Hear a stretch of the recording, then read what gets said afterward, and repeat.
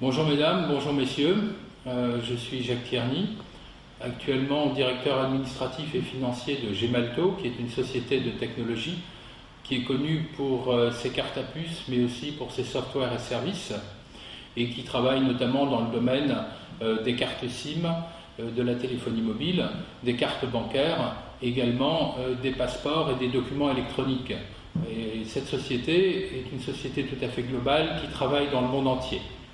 Auparavant, j'ai commencé ma carrière comme broker en matières premières pendant 2 ans, avant de rejoindre Michelin où j'ai passé 23 ans et que j'ai quitté comme directeur financier adjoint du groupe, responsable des investissements industriels et commerciaux, responsable également du crédit client et puis de toute la partie de la finance opérationnelle et notamment du conseil aux opérationnels et tout à fait dans le cadre des acquisitions puisqu'on en a réalisé de très grosses durant ma période chez Michelin. Et ensuite j'ai passé 3 ans chez Casino, là aussi faisant un certain nombre d'acquisitions, et depuis 4 ans et demi je suis chez Gemalto. Ce qui me paraît important dans une acquisition, d'abord, c'est le sens. Quel est le sens de l'acquisition? Pourquoi on fait cette acquisition? Dans le domaine du pneumatique, les principales raisons pour faire une acquisition, c'était principalement le développement international dans d'autres pays. C'était également essayer de trouver un autre positionnement marketing, avoir accès à d'autres segments de marché et donc à d'autres méthodes de fabrication. Et ce qui était important à ce moment-là, c'était le positionnement marketing qu'on voulait avoir et qu'il fallait avoir bien défini avant, et surtout les procédés de fabrication. Quand j'étais dans la distribution, la problématique était tout à fait différente.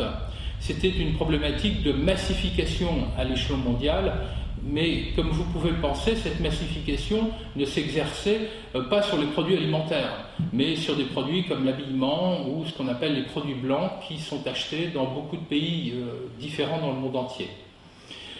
Maintenant, dans une société de tech, les problématiques sont tout à fait différentes.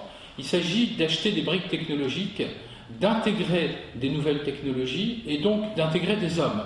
Souvent des hommes qui viennent de start-up, donc de sociétés qui sont avec des cultures entrepreneuriales très différentes.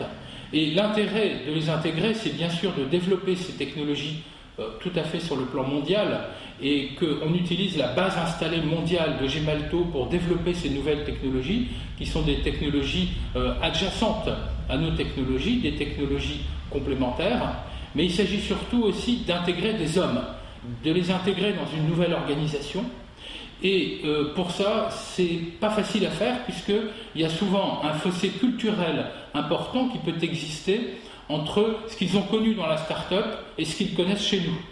Nous avons besoin de ces hommes parce qu'ils insufflent vraiment dans l'entreprise une nouvelle culture, ils secouent l'entreprise, mais d'un autre côté, c'est pas nécessairement facile à intégrer. C'est donc important de bien réfléchir avant. Quel est le sens de l'acquisition? Et ce sens, il va falloir l'expliquer. Il va falloir l'expliquer aux hommes pour qu'ils comprennent ce qu'ils vont faire, pour qu'ils comprennent qu'ils bâtissent une cathédrale, qu'il ne s'agit pas seulement de faire une juxtaposition de sociétés. Évidemment, on va avoir beaucoup de problématiques à traiter, les nouveaux systèmes d'information, il faut les unifier, on va avoir les procédures, les pouvoirs, et puis aussi, et c'est une dimension qui est importante, la culture. Quand vous intégrez des sociétés beaucoup plus petites, il faut pouvoir enseigner la culture de diverses manières, enseigner les nouvelles procédures pour que les personnes apprennent à travailler dans un nouveau cadre et qu'elles soient heureuses d'y travailler, qu'elles puissent s'y développer. Et dans ce sens, je pense que les acquisitions que nous avons le mieux réussies, ce sont un peu des acquisitions inverses. C'est-à-dire celles où nous avons réussi à intégrer des hommes qui apportaient un savoir différent, une technologie différente, qui voulaient rester parce qu'ils ont pu développer cette technologie à l'intérieur de l'entreprise. Je pense par exemple à la société Multos qui nous avons pu acheter, qui est une société qui vend des operating systems, et bien ce qu'on appelle des OS.